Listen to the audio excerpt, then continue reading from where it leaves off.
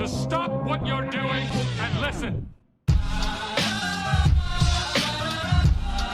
Hello and welcome to episode 66. I am MOSH, Route 66, and let's just get right into gaming. So first up, we have the PlayStation Plus games for April 2020.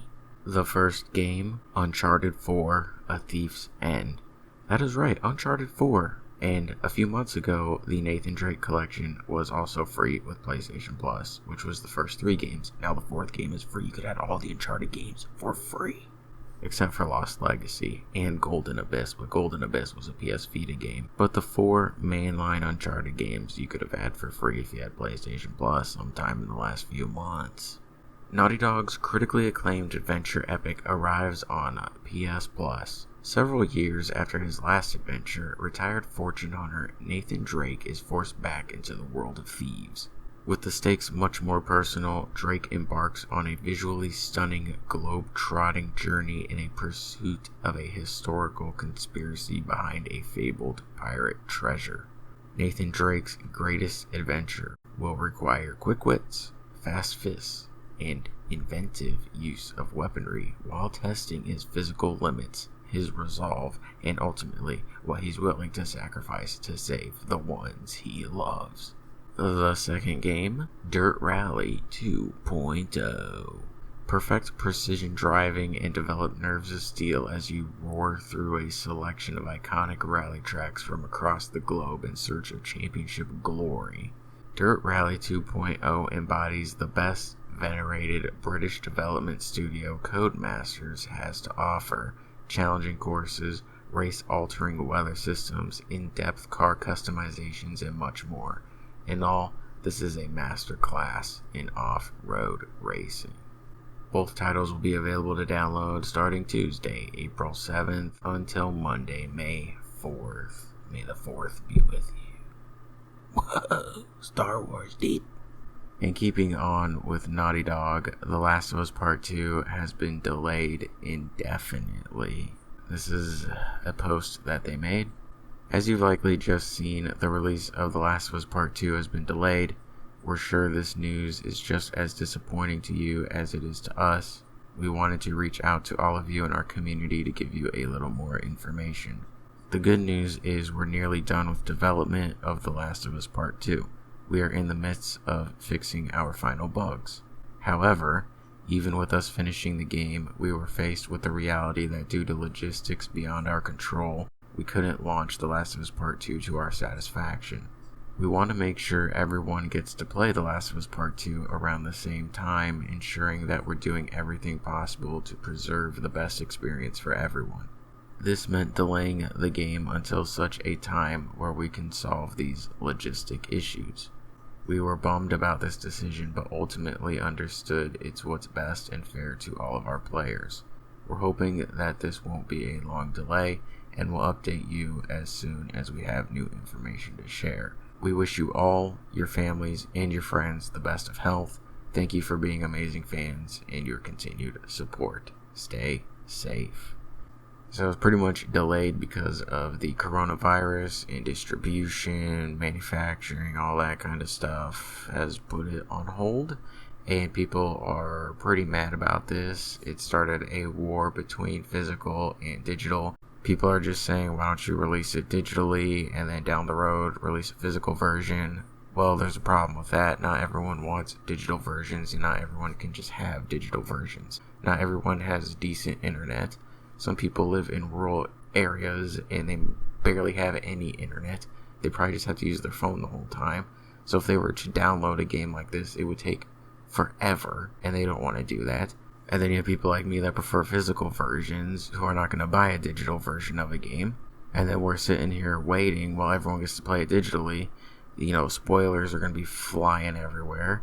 And if the game gets spoiled, I'm not playing it. That's just how it's going to be. I'm not going to play a game I know the ending to, or I know major plot lines to. That kills the anticipation of this game.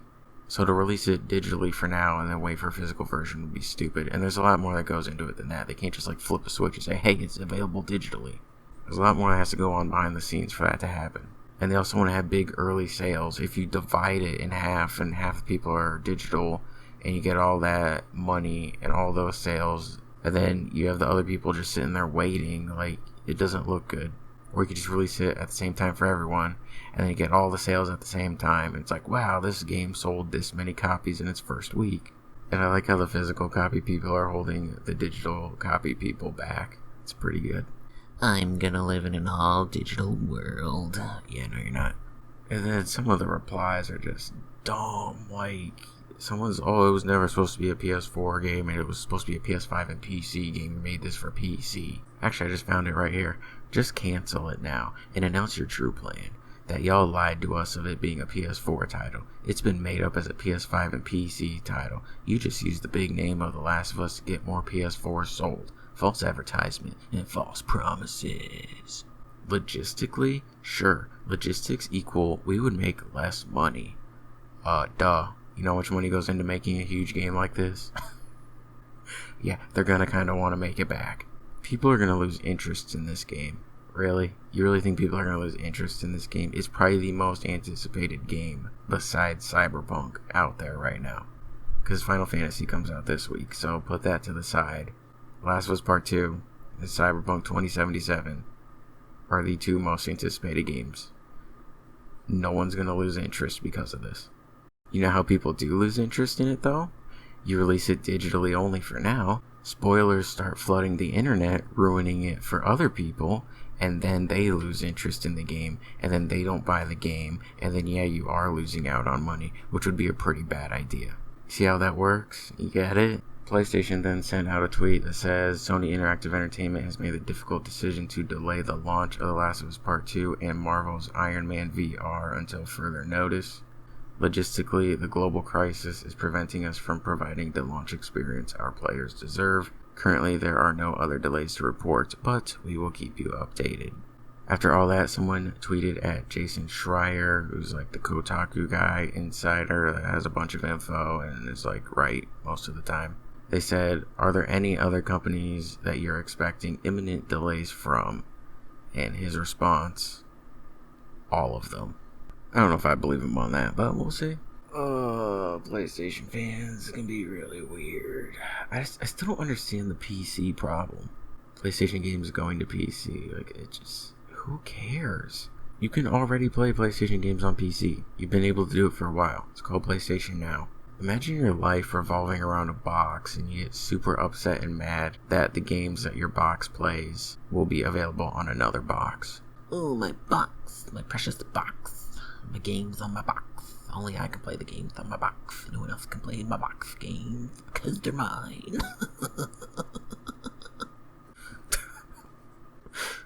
So, I don't know when we're going to see The Last of Us Part 2. Probably just wait for the PS5 at this point. If it comes out before the PS5 launch, I'm just going to mute every Last of Us word on Twitter and avoid as many websites as I can to avoid spoilers. I don't know. And I guess we'll see if anything else gets delayed. So moving on from that, I mentioned Final Fantasy VII really quickly, saying it comes out this week because it does come out this week on Friday. So I was thinking about the playthrough that I may or may not do, which I probably will do, but I just don't know how long it's going to be. I heard the game could be between like 35 to 40 hours. Of course, depending on the difficulty. If you pick the easy difficulty, where the game pretty much does things for you. If you pick normal difficulty, where you do everything. How good you are at the game. If you struggle with bosses or not. If you just wander around and explore. Like, between 35 and 40 hours is apparently the average. And with my Red Dead Redemption 2 playthrough, I made those videos like over 3 hours each, which is not happening this time, because that would take forever. I did the Red Dead Redemption 2 playthrough in about 10 videos. This is going to take longer, because I expect each video to be around an hour or so, depending on when I feel like there's a good stopping point. So it could be a little under an hour, a little over, but it'll be around that hour mark. When I did the demo, that was 58 minutes long, and that took forever to upload. Like hours and hours and hours to upload, which is crazy. So if each video is about an hour long and it takes 35 to 40 hours to beat, you're looking at 35 to 40 videos, which is a lot. The Red Dead Redemption 2 videos I uploaded every day. I will not be uploading these every day, maybe every other day. We'll see. The only bad thing about me in playthroughs is I tend to feel pretty stupid, because sometimes the most obvious things are just not obvious to me. Like, I already know I'm going to be sitting in the menu, trying to, like, mess around with materia, trying to find whatever the best, pairing is, or best combos or whatever, and I'm just going to be staring at the screen like, duh, and it's just going to be right there, most obvious thing in the world, and I'm going to sit there for 10 minutes looking like an idiot. I also tend to rush through a lot of things when I do a playthrough, because I try to get it done as fast as I can. If I struggle on any of the bosses, I'm probably just going to cut it out. Like, I'll show the first fight where I lose, and then just put in the fight where I do win and continue from there. I mean, I don't know. I just know how long it's going to take, and I'm just not looking forward to it. The game and playthrough itself, going to be great. The editing, rendering, and uploading, not great. The behind the scenes, not fun. Not fun at all. And not just that, but the PS4 sounds like a jet engine thanks to the Final Fantasy VII demo. I now know what the PS4 is going to sound like when I play the full game. So now I gotta add noise reduction onto the audio file and mess around with that. I can't complain too much though. People are in quarantine, they're in isolation. I'm gonna have a bunch of videos to upload, so it's not gonna be that bad. So that will probably start Saturday. I'm thinking if I play the game on Friday when it comes out, I would expect at least episode 1 to be out Saturday. And that's if the bombing run is even the first mission still. I was thinking about just using my demo video as the very first episode, but I'm pretty sure I said it was a demo in that video, so I can't really let that fly. But I already know what to do and where to go, so it shouldn't be too difficult. Well, it wasn't difficult to begin with, but whatever. I know what I'm doing. I can go faster this time. I can speed run through it this time. So yeah, I would expect Saturday to be the first episode, and then maybe every other day. Anyway, enough jibber jabbering. Moving on. Next up, we have Resident Evil 8 rumors. Capcom just doesn't stop. I don't think anyone at Capcom sleeps. Alright. With the Resident Evil 3 remake now out in the wild, rumors have been swirling about what will be in store for the upcoming Resident Evil 8, presumed to be the next game in the series. Twitter user Aesthetic Gamer, who has accurately leaked Resident Evil news in the past, has made some new claims about Resident Evil 8. Specifically, these claims have to do with the potential Resident Evil 8 main character, who could be Chris Redfield, or Resident Evil 7's Ethan, or somebody else entirely. According to Aesthetic Gamer, the Resident Evil 8 demo that Resident Evil ambassadors were invited to play recently featured both Chris and Ethan. I tried to get in that demo, but I wasn't able to. Or was I? Or was I? However, Aesthetic Gamer has since heard that the characters have been changed. This could mean redesigns for Chris and Ethan, which would jive with the Chris Redfield redesign rumor from a while back, but it could also mean that they have been replaced by different characters entirely. Aesthetic Gamer has stressed that they don't know what it means, so fans will want to stay tuned for more information on that front. For those that have been keeping up with Resident Evil 8 rumors lately, they're pretty wild. Apparently, Resident Evil 8 will be a big departure for the series so far, combining the first-person view of Resident Evil 7 with things like armored zombies, occultism, and hallucinations. Rumors have also claimed that the game originated as Resident Evil Revelations 3 before it was reworked into Resident Evil 8 due to a positive reaction from internal testing. Whether or not any of this is actually true remains to be seen, but luckily fans shouldn't have to wait a terribly long time to find out.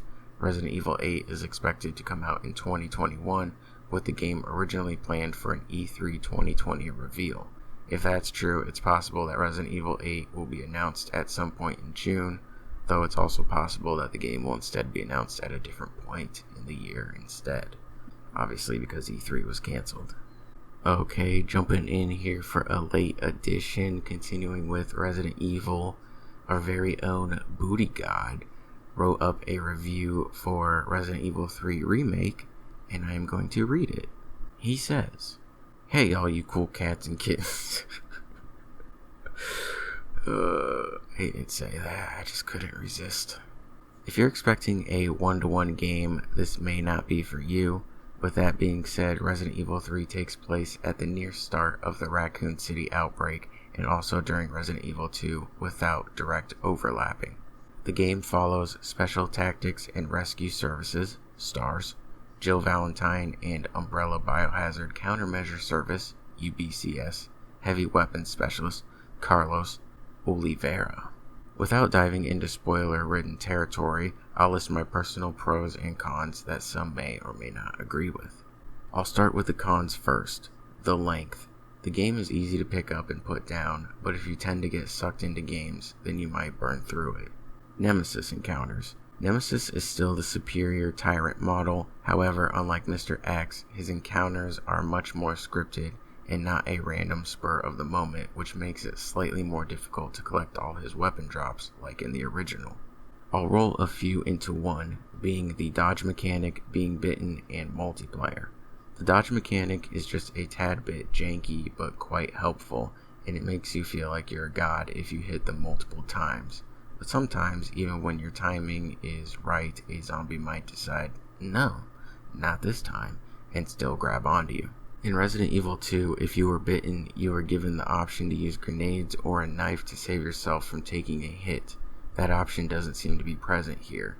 It's not a game changer or anything, it just makes you reconsider rushing in without a care in the world. I really shouldn't have to explain why multiplayer is easily the biggest con, but oh well. Resident Evil 3 by itself caps at around 24 gigs, give or take, and I was surprised how quickly it installed. Then I remembered that abysmal, one-sided excuse of an asymmetrical multiplayer exists. For the pros, I have a lot to say, so I'll just try and rapid fire it to avoid spoiling anything. The environment, exploring the city, feels far better than being stuck in RPD, Umbrella, and the sewers. Certain parts of the city feel oddly calm. Character portrayal, beautiful all around. All the characters feel organic, many being fleshed out and becoming likable and dislikable if they weren't already. Dodging. I know I said it felt like a con, but if you are a freak of nature with your timing, it'll be enjoyable. Just don't get cornered. The enemy selection. Aside from zombies and Nemesis, many fan favorites make a return. There's quite a few callbacks to the original RE3 and some references to other Resident Evil games. The soundtrack is top notch as well, and I can't wait for it to be properly released. And finally, the gameplay. The gameplay is quite similar to Resident Evil 2 with a few distinctions. But it's quite enjoyable and can still invoke a sense of dread if you're not a fan of over-the-shoulder. I'm sure mods on PC are already being developed to change it to a fixed camera. I'm sure other mods are being created right now too. I added that in, he didn't say that. All in all, Resident Evil 3 is a solid game that has ample replayability if you're looking to challenge yourself, or go trophy hunting just to kill some time.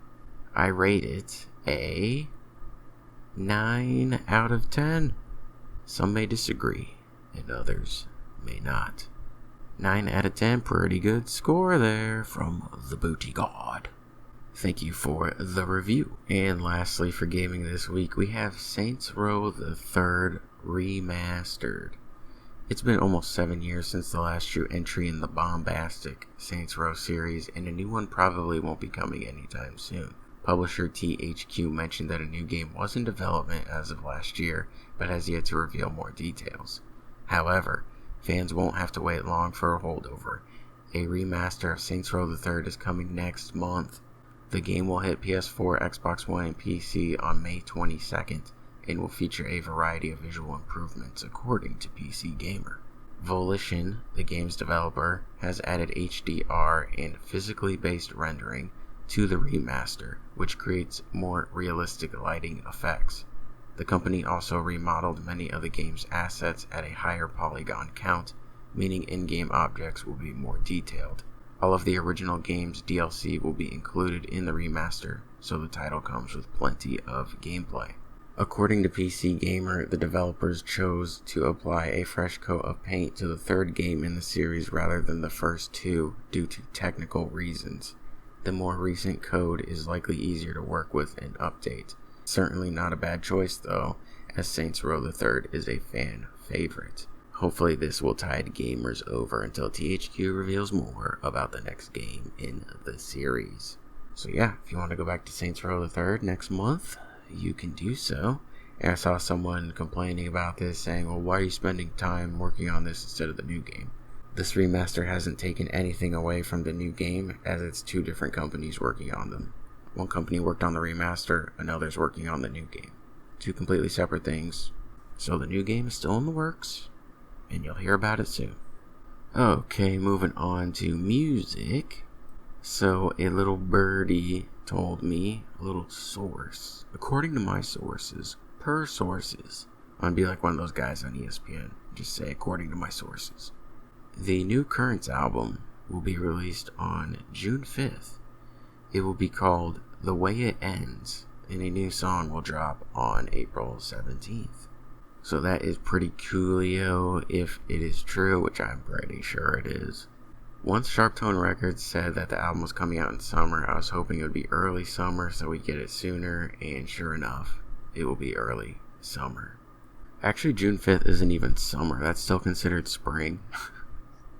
Summer doesn't start until June 20th. Whatever.